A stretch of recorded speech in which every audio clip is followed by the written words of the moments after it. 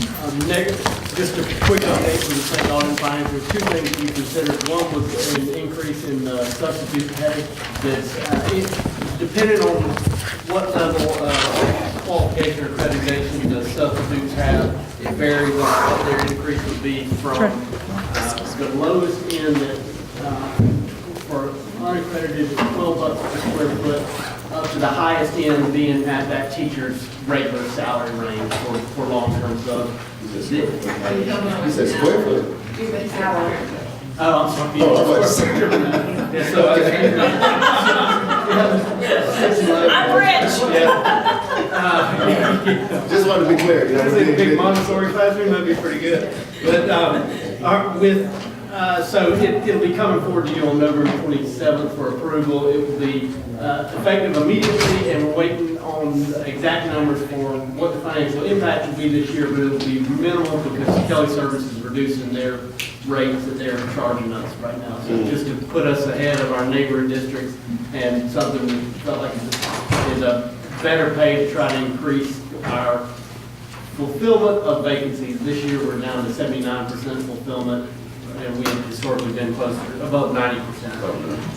They can also add to Yes, sir. that they're also looking at additional benefits to make it more attractive. As a job, so it's a more attractive Right, to role. look more attractive for the substitute teachers. And the second thing was cost of living distribution. During this last year's budget, we had approved a 2% cost of living for teachers and then 2% for principals, but one of those 2% were carved out to be somewhat based on performance.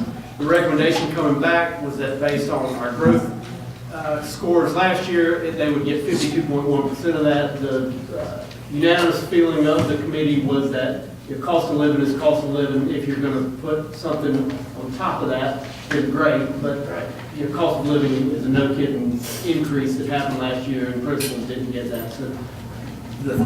So we don't have a formal recommendation yet, but the recommendation coming forward would be to give all of that 2% to principals rather than. And if this was Right. part of the 17-18 budget, is this going to be retroactive?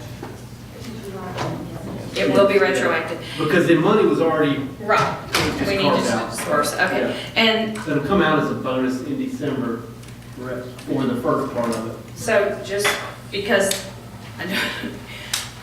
we're not going to treat this as a bonus so that it's taxed. Bonuses are taxed at a higher rate than income. It would be income.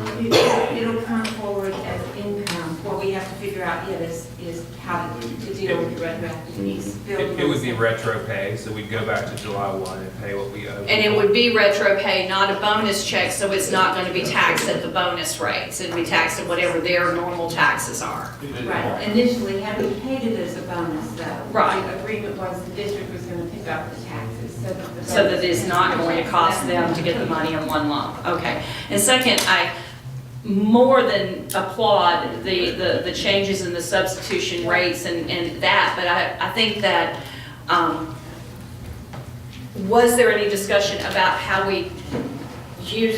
substitute teachers are just that rare incidents fill in as opposed to long-term and these things? Is there any discussion on that as part of this discussion, that we don't keep subs in the classroom? I mean, we're making it more appealing for them to be in the classroom, which is fantastic, but isn't the job that they not be in the classroom as long-term or become hired?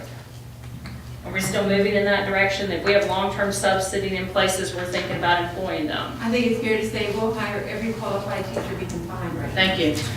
And those are my only updates, and is there a motion to adjourn? Motion to adjourn. You want to give them up?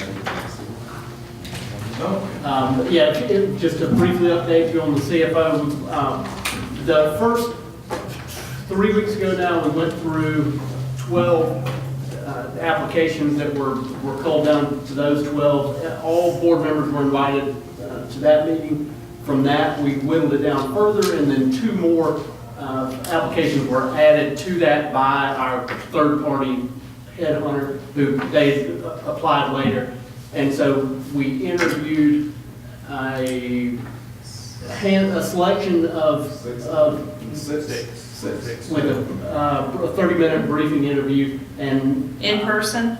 No, over the phone. And then at this point, we whittled it down further to a smaller number, and it's been to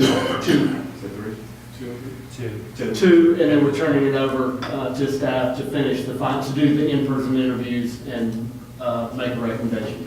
So you have- expecting in December timeframe to get a recommendation of who to hire. So the audit and finance committee members took 14 applicants and came up with two approvals to move forward. Yes. Thank you.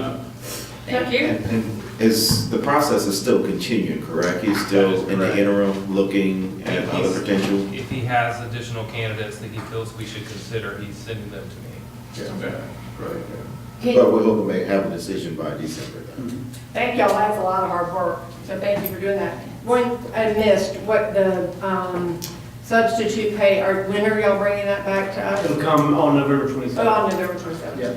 Okay, all right, and then when we adjourn the committee of the whole, we have a short special call meeting. We've got some folks here from Columbia to talk with us about the charter school.